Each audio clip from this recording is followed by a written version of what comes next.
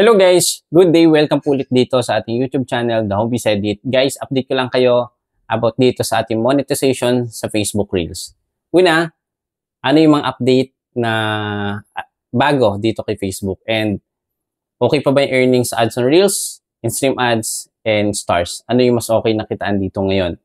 And then, ano yung aabangan natin sa 2024 dito sa Facebook Reels? So, for now, ipapakita ko lang sa inyo yung mga changes dito kay Facebook. So, unang-una yung nagustuhan kong update nila sa Reels. Ito, pwede na tayong mag-pin ng tatlo na mga videos natin or selected videos natin. Pwede nyo i-pin yung kahit yung luma na video para every time na may magbibisit ng mga videos nyo sa Reels, makikita ka agad nila yung mga nakapin. So, advantage yun. Para na din, di ba, sa mga other social media platform, ganito yung ginagawa ni Facebook or ini-implement na din nila. Okay? So, which is good itong update na to.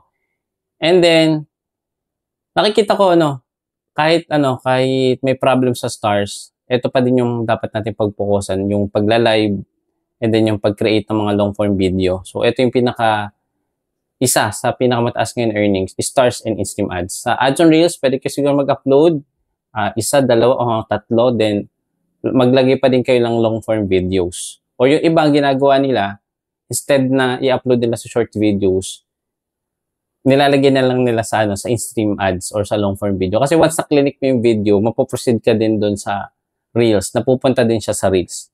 So, ito ngayon yung ating earnings. Punta tayo sa professional dashboard. Ito yung earnings natin nung November. So, refresh lang natin. Monetization. Yan. So, ito. 953 yung ating approximate generated revenue sa buwan po ng November 1 to November 30. So, kung i-compute natin 953 times natin sa 55, so meron tayong expected na earnings na 52,000 sa December. Possible December 2021 to 27 yung expected dito sa Philippines. Pero kung nasa USA kayo, mas mabilis yung pag-receive or pag-credit ni Meta sa mga bangko nyo. Mabilis din kapag ang gamit nyo naman ay PayPal. Okay, so sample, nag-paid siya ng 21 or 23, that day, papasok din kaagad sa PayPal account nyo.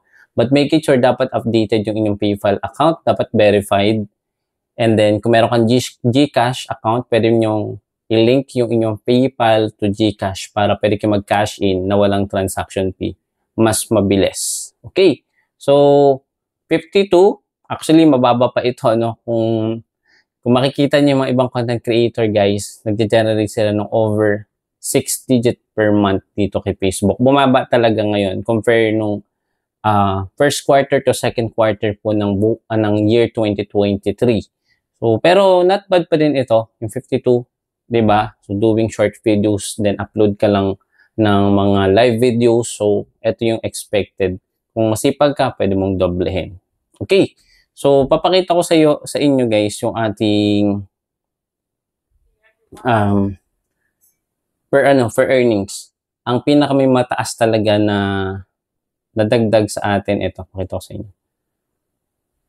So, yung pinakamataas dito, yung sa stars, 380, then 443. 380 plus 443. So, ito yung generated natin. Wait lang. May mali ata ako. Times natin sa 55. So, ito yung pinakamalaki talaga, guys, sa live and sa stars. Sa stars to, guys, yung 45,000.